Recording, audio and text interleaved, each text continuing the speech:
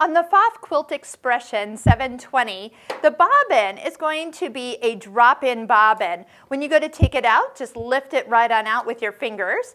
And after we've wound the bobbin, you're going to notice that there is a Pfaff logo, and that logo always needs to be facing up when you drop this in. Now, most people, when they drop it in, they can find that the thread wants to drop right about 6 o'clock. See that little groove there? That's where it wants to go. You're also noticing that the bobbin is spinning counterclockwise. That is correct.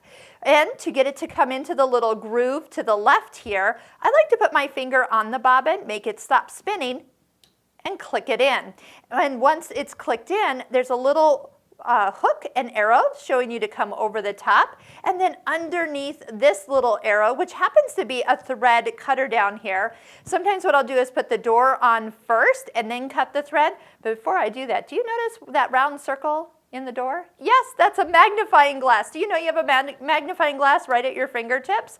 That's where they keep it, and you can use it to figure out what size of needle you have in the machine or see something up close.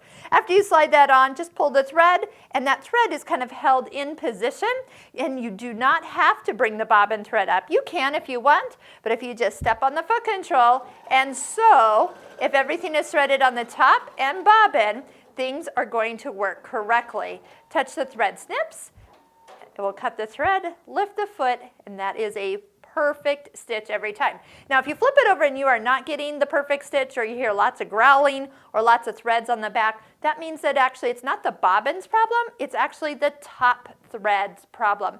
Make sure you thread with the presser foot up, use good quality thread, and make sure you're catching all the guides.